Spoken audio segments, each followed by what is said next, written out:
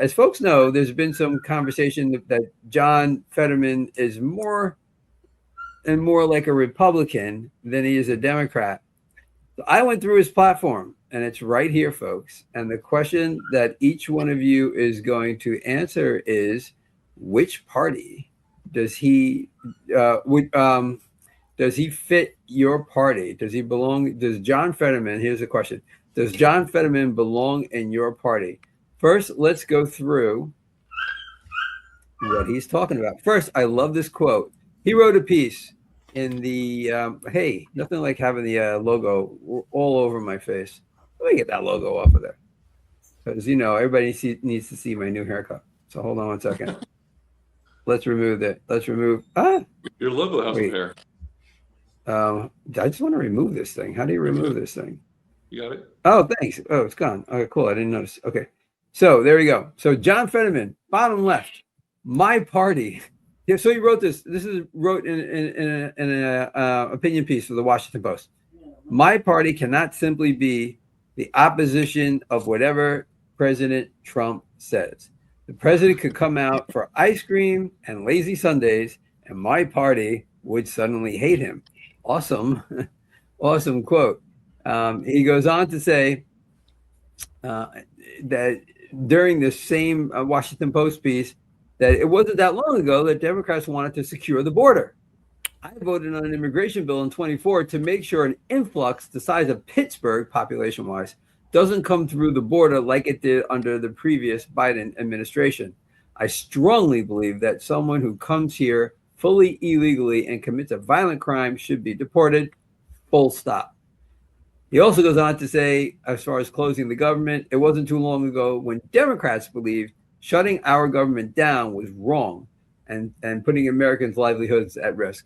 I consistently voted to end back-to-back government shutdowns because everyday Americans were hurting and would have never been and should have never been held hostage. Finally, it wasn't long ago when we, the Democrats, believed it was crucial to support allies such as Israel against threats to their safety and peace. I appreciate that this administration acted on the threat in Iran and its proxies and the proxies that Iran backs. And here are his strong stances. He remains strongly pro-choice, pro-weed, pro-LGBT, pro-SNAP, that's the food benefits from the FedGov, pro-labor, and he even is pro-ribeye over bioslop. That's probably where I have the biggest problem with him right there. No. And so he is in the Democratic Party, as everybody knows. So we're going to start with John on this one. Does he still have a place in your party? Yes, I think it is important. A lot of people wouldn't agree with me, but I think it is important that we have values, yet these aren't far from the value, aren't really opposed to the values of the traditional Democratic Party, at least a few years ago. And so I think he needs to be in the party in order to make us think, in order to counter our decisions with different ideas sometimes, and to kind of keep us honest. So I support Israel's right to exist. I support Israel's right to be secure. I just would want the Palestinians to have a safe, prosperous society. That's what I would want. But I think you can want the two without being anti-Israel. I think it would be good if all the societies were prosperous and safe in the world. Of course, that's Pollyanna. But yet that would be great. But I don't see anything at this that's really counter to what we thought at least a few years ago.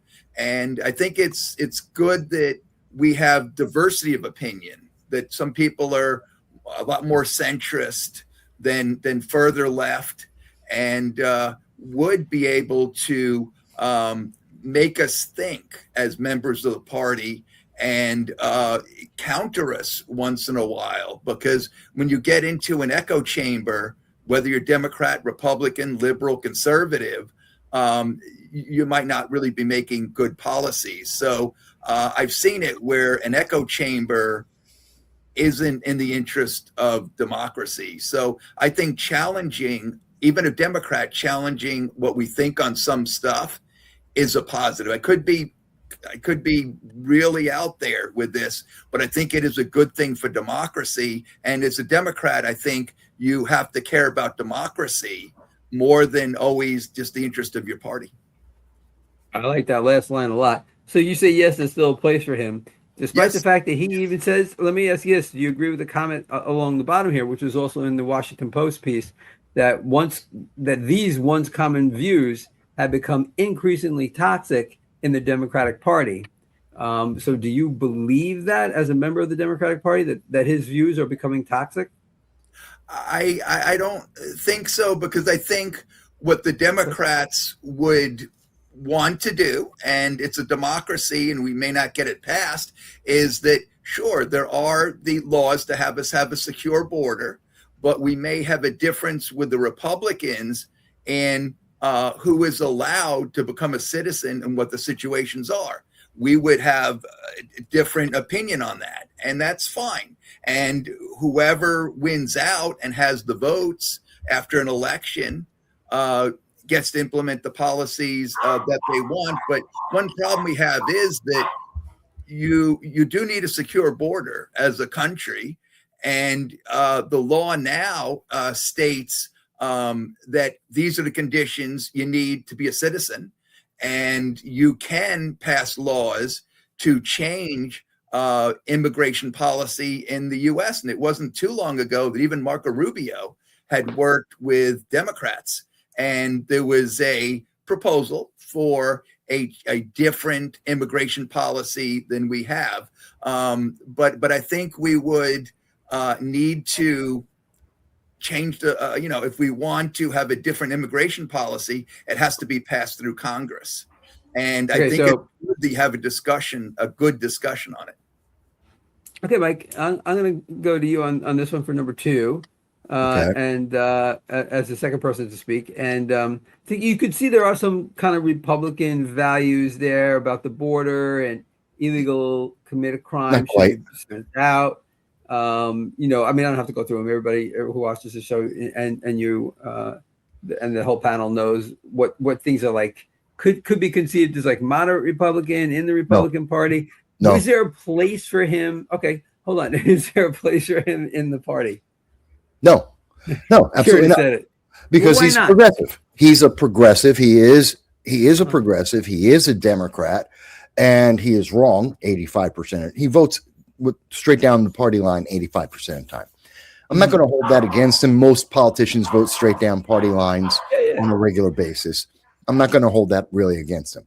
It's the key issues that matter. Now, it is interesting to see that on some of the most important issues, he has more common sense and votes along with the Republicans and reflects the American people instead of reflecting the Democratic Party, which is moving increasingly and consistently further and further left towards a more socialist type of government. And it's sad. And you see that and I'm sorry, John, you're completely wrong. Democrats are into open border policies. We've heard them say it repeatedly. They believe in immigration having not only the open border, but also a path to citizenship for individuals that broke our laws. Illegal aliens are criminals, period. First thing to say. And you want to reward them. The party wants to reward them. And Fetterman is saying, well, that's not what his constituents want. And he is a servant of his constituents, not the servant of his party. And he's actually reflecting their point of view. And for the Democratic Party, and we've heard this from the mayor of Houston. We've heard this from various former Democrats at elected officials at every level of state, local, federal. They've all said the same thing. You have to toe the party line or you're out of the Democratic Party. And we see that mostly with Fetterman. They're already trying to figure out who they can get to run against him to force him out because they don't like what he's saying. They did the same thing to Joe Manchin, and we're going to see it happen here again. But Fetterman is a progressive Democrat. He absolutely is. It's just that he has moments of lucidity, and that's kind of neat. First of all, I've always said, he doesn't deserve to be in office. He is incapable of doing his job. He has a mental disorder. It is medical, but it is a fact. He has a medical disorder that prevents him from being able to communicate properly. He cannot do the job of a senator. He should not be there. I don't care if he votes Republican or Democrat or anything else. And that's the first and foremost. Now, will he become a Republican? People would like him to. I don't, because he's still going to be 85% voting for Democrats. He's going to be voting down that ideology that he believes in, which is very progressive. And I think that's detrimental to America. So it wouldn't help us by having him in with us. Okay. That's the easiest way to say that, I guess. Okay, great. All right. So I just want to get to a few things here. One is, this is an AI photo. I just want to put another disclaimer. Had I noticed the cancel anyone, no bipartisan, and you're either with us or against us, I would have erased that from this beforehand, because it's kind of goofy. But I just want everybody to know that it was an AI thing. Everything else on here is fantastic. Chat GPT put this together based on the information I pulled from watching the interview. To your point, Mike, about he votes like about 85% of the time with the party. He himself has said, I would not be a good Republican because I'd vote Democrat all the time. So he has no intentions of leaving. He said that during the interview, the Nick Gillespie interview on Reason.tv. So those are the 2 points. Those are the 2 points that I wanted to make there. So, Joe, you know what I'm going to ask you. Is there a place for John Fetterman in the Libertarian Party? I think you already know the answer to that. He's a Democrat. He's not a Libertarian. So if he ever became like flipped and went to the Libertarian Party, we would like just eviscerate him on his policies. Like it would be, he would leave as soon as he came in. Basically, like what we did to Lincoln Chafee when he became a Libertarian, we let him know he's not. And that's what we would do to Fetterman. So he would walk out just as soon as he walks in. Okay. I mean, he's good on some things, just like any Democrat or any Republican. That we agree with him on some things, but for the most part, no. He's he wants to give a bunch of money, like he's pro-war. He wants to give a bunch of money to foreign governments. I mean, we are pro ribeye, so that we would agree with him on that. And we're pro cannabis, and we're friendly to LGBT. We probably wouldn't want the welfare, the foreign or domestic welfare. I can't see the other ones too good, but yeah, it's 50-50. Some things we agree with Democrats on, the rest we are completely against. That's just like a Libertarian Party. You got to be at least 80% on board with Libertarian policies. And he's like maybe 50%, if that. Yeah. Yeah, he has. That's a good way to put it, because he has overlap with each one of the parties, which is probably why every now and then it gets mentioned that he should join the Republican Party, because there are like, well, just like that Venn diagram, right? There are some things there that kind of fit each party. I did a quick look. I did the search when I put this together originally, and I just put it up again. I'll just read right off of it. So John Fetterman has dealt with, Mike had mentioned, Fetterman has a few health issues. And when you listen to the interview, and I encourage everybody to listen to the interview, it's a great interview, Reason.tv YouTube page. And it's called, not the Reason Roundtable. It's called something like Interview with Nick Gillespie, The Interview with Nick. You'll see it. There's 4 channels on their YouTube page. So, he's dealing with just in case anybody doesn't know out there, he's dealing with 3 things in his life, pretty serious stuff. Most notably a major stroke in 2022. He's had clinical depression in 2023 and a heart condition as recently as 2025. So, and when he talks, he has a lot of like staccato in the way he talks. So yeah, he has his health issues.